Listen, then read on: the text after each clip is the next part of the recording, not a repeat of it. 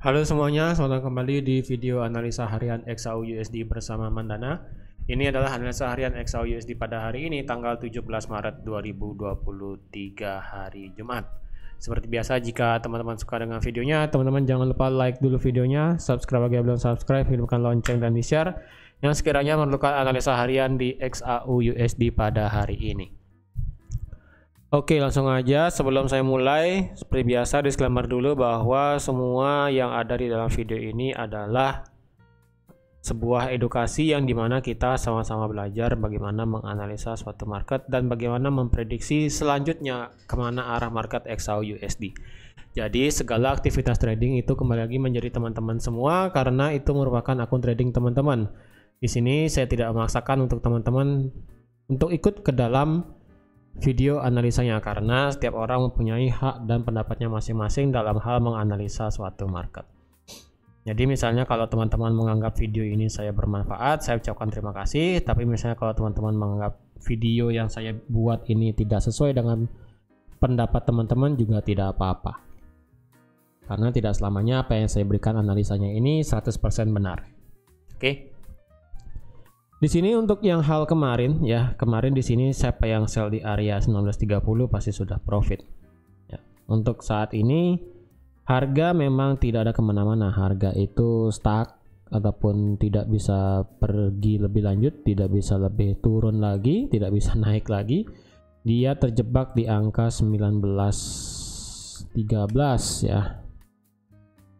1913 sebagai area resistance become support, kemudian 1900 sebagai angka psikologi number, 1895 sebagai area next area demand, dan 1885 juga sebagai next area demand. Area resistance kita sekarang ada di 1835 dan sampai tertinggi di 1958. Itu sangat tinggi banget ya untuk saat ini karena harga sedang tidak kemana-mana ya, tidak jelas juga kemana arahnya. Secara daily harga juga seperti membuat doji kemarin ya. Kalau hari ini berita kita ada satu doang untuk dari segi USD, yaitu di preliminary University of Michigan Consumer Sentiment, di mana di sini mengukur tentang sentimen dari konsumen apakah financial confidence saat ini di konsumen itu masih bagus atau sudah mulai berkurang, yang dimana untuk saat ini datanya adalah dari sebelumnya 67 diperkirakan turun 0,1 ke 66,9. Ini sih biasanya tidak akan terlalu berpengaruh sih biasanya ya. Tapi kalau dilihat pada hari ini apakah kita bisa mengambil opportunity untuk ambil sell kembali ya. Problemnya adalah sekarang kita ada di area supply yang berada di angka 1935 ya. 1935 angka genap atau enggak di 1930 lah, it's okay juga nggak apa-apa ya.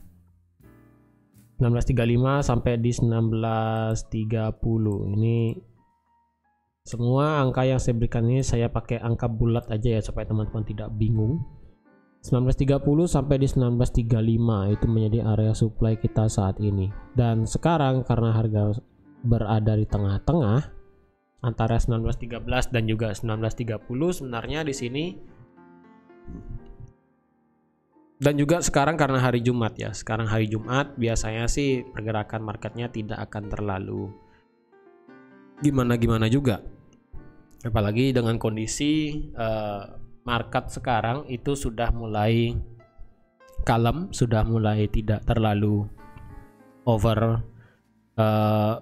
fear lagi, tidak terlalu takut seperti yang kemarin. Sekarang marketnya sudah mulai santai, jadi pergerakannya bisa dilihat sekarang cenderung mulai melambat ya. Volumenya di market sudah mulai berkurang karena dari yang sebelumnya para investor itu mengejar safe haven ya, yaitu berupa gold, dolar, dan juga yen. Karena dampak daripada Credit Suisse kemarin, jadi orang-orang meninggalkan risk aset ya, aset yang berisiko seperti mata uang euro, pound, Aussie dan sebagainya, dan juga meninggalkan risk aset seperti saham ya. Itu semua pindah ke safe haven yaitu safe havennya adalah gold, USD dan yen. Jadi karena hal tersebut harga gold, USD dan yen semuanya menguat.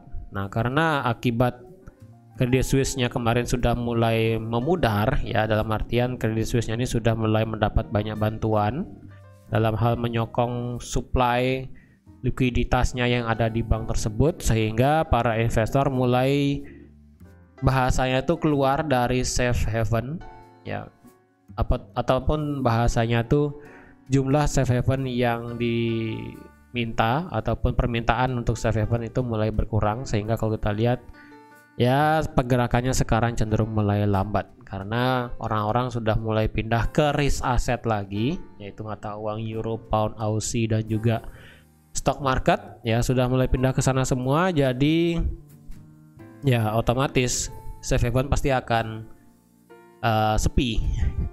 Safe haven pasti akan sepi XAUUSD. Tapi karena kita adalah XAUUSD yang dimana kita adalah gold dengan counternya adalah US dollar, jadi otomatis market akan berpengaruh juga terhadap berita US dollar. Untuk nanti malam ini beritanya sih jam 10 malam WITA atau enggak jam 9 WIB, ya. Tapi karena hari ini marketnya agak sepi, ya, tidak terlalu kemana-mana juga. Area supply kita masih sama di 1930. Untuk teman-teman yang bertanya apakah area supply di H4 di sini works, ya, ataupun bisakah kita pakai supply H4 sekarang di sini, ya, yang baru, ya, dimana kita lihat H4 di sini menciptakan bearish engulfing, ya kan, bearish engulfing yang sangat perfect, yang dimana biasanya ketika terjadi bearish ataupun bullish engulfing, next candle selanjutnya biasanya akan mengikuti pola engulfing tersebut, atau enggak biasanya retrace sedikit sebelum melanjutkan pola engulfing tersebut. Contohnya di sini, ya. Di sini kita melihat sebelum bearish engulfing di sini ada momentum besar ke atas, ya. Sampai akhirnya 4 jam setelah itu kita melihat bearish engulfing yang sangat besar, dan setelah bearish engulfing sangat besar dan tertahan di area support di 1913, harga kemudian mulai perlahan naik. Sekarang sih di tengah-tengah, ya. Nah, dari tengah-tengah daripada bearish engulfingnya di sini. Dan biasanya ini, ya, ini biasanya, tapi terkadang juga nggak biasa, ya. Biasanya itu ketika bearish engulfing seperti ini, kebiasaannya untuk market itu ada dua, yaitu yang pertama ketika bearish engulfing jadi, harga kemudian bisa langsung turun, ya, atau enggak biasanya harga itu memang retrace sedikit sampai setengah daripada body bearish candlenya ini, biasanya sampai di 1925, kemudian harga melanjutkan penurunannya. Biasanya seperti itu, tapi tidak menutup kemungkinan juga bahwa harga kemungkinan bisa mungkin dia sampai setengah bearish candle kemudian dia turun sideways seperti ini, ya. Tidak menutup kemungkinan hal yang nomor 3 ini akan terjadi, ya, karena sekali lagi kita cuma bisa melihat kebiasaannya market. Kebiasaan market kan tidak selamanya harus biasa, kadang dia juga nggak biasa gitu kan, ya. Terus untuk area supply sekarang yang di H4 yang sebesar ini, apakah ini berlaku? Menurut saya belum, ya. Sebaiknya teman-teman jangan menggambar supply dulu untuk di area ini. Kenapa? Karena supply ini hanya akan valid jika dia membuat lower low. Contohnya di sini, ya. Contohnya yang di H1 di sini. Di H1 kenapa saya gambarkan area supply di sini? Karena area supply di sini sudah membuat lower low dari low yang sebelumnya di sini, ya. Ketika dia membuat kenaikan, kemudian ada bearish engulfing dan kemudian contohnya dia membuat penurunan lagi. Ketika dia membuat penurunan, harga membuat penurunan lebih rendah daripada candle-candle sebelumnya. Oleh karena itu di sini bisa digambar area supply. Untuk supply H4 yang baru terjadi di sini bearish engulfingnya, saya rasa tunggu dulu, jangan dulu digambar, ya. Kecuali teman-teman mau menggambar area supply yang baru seperti ini bisa, ya. Ini merupakan area supply yang baru saat ini, tetapi alangkah baiknya teman-teman juga mengikutkan area supply yang sebelumnya yang ada di sini. Ini lebih baik karena bahasanya itu adalah ini supply yang sebenarnya, ini adalah supply yang baru terjadi.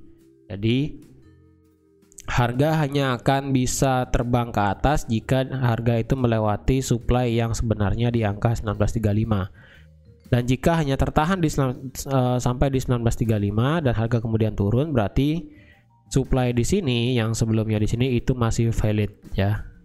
Masih valid, sehingga harga kemungkinan tidak akan kemana-mana pada hari ini, kecuali ya jika harga break supply di 1935, maka kemungkinan harga bisa langsung mengejar area supply H4 yang ada di 1950 atau sampai di 1958. Tapi jika tidak kuat karena market safe haven sekarang sedang sepi,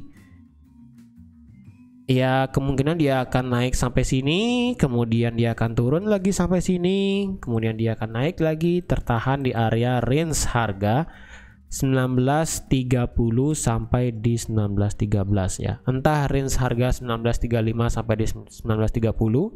Pokoknya 1935 sampai di 1930 itu merupakan area resisten kita saat ini, dan kebetulan juga itu adalah area supply. Dan untuk area support sekarang ada di 1913. Ya, teman-teman bisa lihat ini merupakan area resisten become support di angka 1913. Lalu ada di area support di harga 1900. Kenapa di 1900? Karena itu merupakan angka bulat ya, angka kunci, angka genap ya bahasanya teman-teman, angka round number ya bahasa teman-teman semualah ya.